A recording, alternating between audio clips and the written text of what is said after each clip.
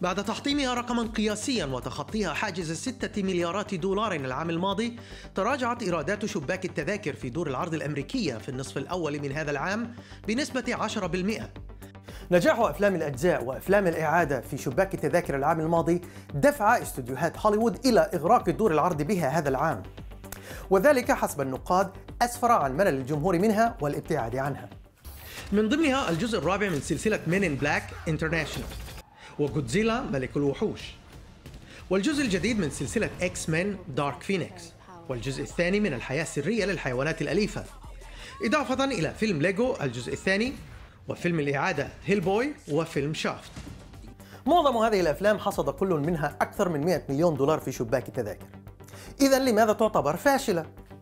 إذا نظرنا إلى Men in Black International نجد أنه حصد 220 مليون دولار، وبما أن ميزانيته 100 مليون دولار يبدو رابحا. لكن إذا أخذنا بالحسبان أن دور العرض تأخذ نصف إيرادات شباك التذاكر فضلا عن تكاليف توزيعه وتسويقه، نكتشف أنه خسر 90 مليون دولار. لكن من المفارقات أن أكثر الأفلام ربحا هذا العام كانت أيضا أفلام الأجزاء وأفلام الإعادة، على رأسها فيلم مارفل Avengers Endgame الذي تخطت إيراداته 2.7 مليار دولار عالميا ليصبح ثاني أكثر الأفلام دخلا في التاريخ. يليه فيلم كابتن مارفل الذي حصد أكثر من مليار دولار عالميا، ففيلم الإعادة علاء الدين ب 800 مليون دولار، ثم الجزء الرابع من توي ستوري ب 600 مليون دولار. كل هذه الأفلام من إنتاج شركة ديزني التي ما زالت تهيمن على دخل شباك التذاكر بنسبة أكثر من 40%، وذلك لأنها تملك شركات مارفل وبيكسار ولوكس فيلمز وشركة فوكس التي ابتلعتها مؤخرا.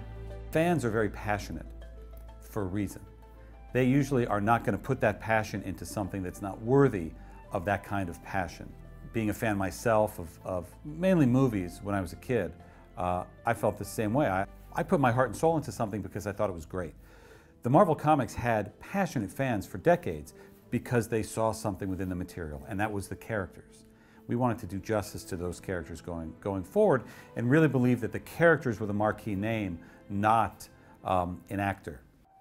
فعلا فبعد إطلاق 22 منها ما زالت أفلام مارفل تثير إعجاب النقاد وتجذب جماهير عريضة من كل أنحاء العالم. أما أفلام الأجزاء الغير مربحة فتكون حبكاتها عادة مبتذلة وشخصياتها مملة وتواجه انتقادات لاذعة من قبل النقاد. لكن هل تتحكم جودة الأفلام وحدها في جذب الجماهير إلى دور العرض؟ فيلم ليت نايت كان أكثر الأفلام نجاحا نقديا وتجاريا في مهرجان ساندانس السينمائي الأخير، وقد اشترته شركة أمازون بمبلغ قياسي قدره 13 مليون دولار، لكنه تدهور في شباك التذاكر.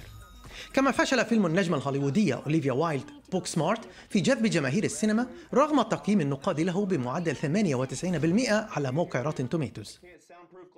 I mean, I am happy that Booksmart is original material. You know, we're not a remake, we're not an adaptation. It is an original piece of material written by women, about women. And in no way is it trying to be the kind of female version of anything male, but it is a response to, I think, audiences wanting to see more stories about women told by women, because there's an authenticity to that, and there still aren't many out there. It is incredible how many films about women are made by men. There's still too few films that feel like they really explore the kind of nuances of female relationships. So this movie feels like it was answering that desire. مثل هذه الأفلام الكوميدية كانت في الماضي مصدر دخل مهم لاستوديوهات هوليوود في شباك التذاكر، لكنها سحقت في الأعوام الأخيرة على يد أفلام المؤثرات الخاصة التي تجد إقبالا أكثر من الجماهير حول العالم والأجيال الشابة في الولايات المتحدة. ويبدو أنها وجدت ضالتها في منصة البث الإلكتروني نتفليكس، من أبرزها فيلم ميردر ميستري للنجمين الهوليووديين جينيفر أنيستون وآدم ساندلر، وواين كونتري من إخراج نجمة الكوميديا إيمي بولر. We are of a different generation, right? So we're like, well, hold on a minute. It's in some movie theaters, but it's also on TV, and young people are like, I don't care. So we are the ones that have to kind of let go of this idea of how are we going to provide content, because Netflix and places like it have proven that people, the story is king, characters are important, and the platform on which it's provided is not as much of a deciding factor as it used to be.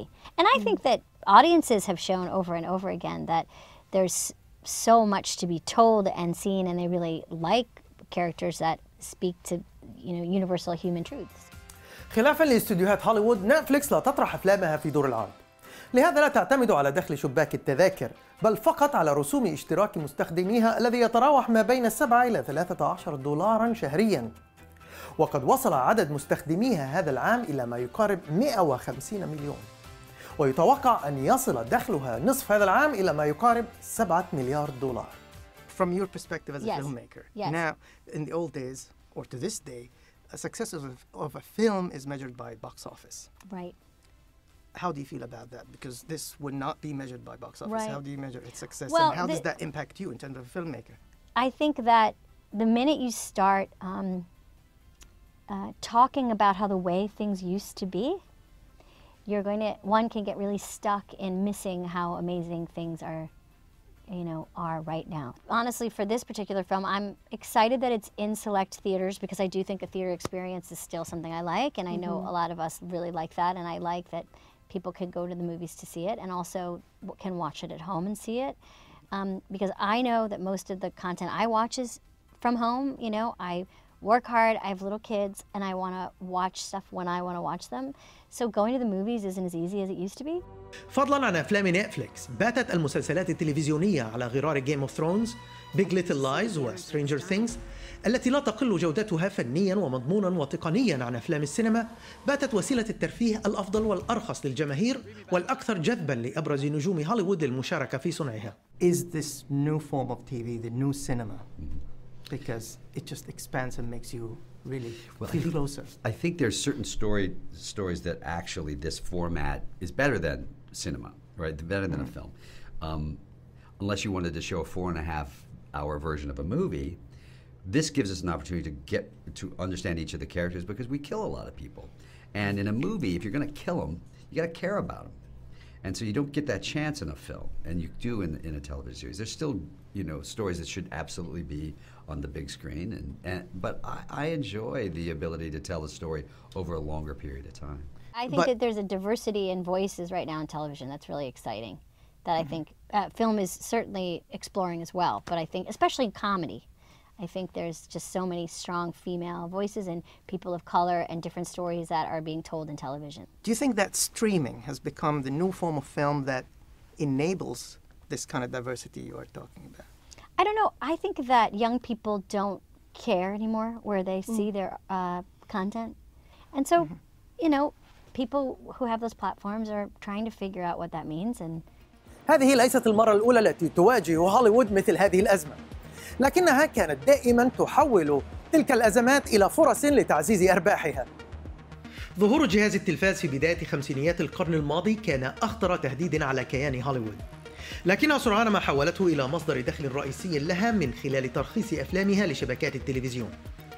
كما واجهت أزمة الفيديو في الثمانينيات والتسعينيات وجعلته هو الآخر مصدر دخل مهم لها، إذ بلغت إيرادات استوديوهات هوليوود من مبيعات الفيديو في عام 2005 ما يقارب 21 مليون دولار، ومن رخص التلفزيون ما يقارب 18 مليار دولار، بينما كان دخل شباك التذاكر العالمي ما يقارب 7.5 مليار دولار، وهي النسبة الأدنى من الدخل الإجمالي للاستوديوهات.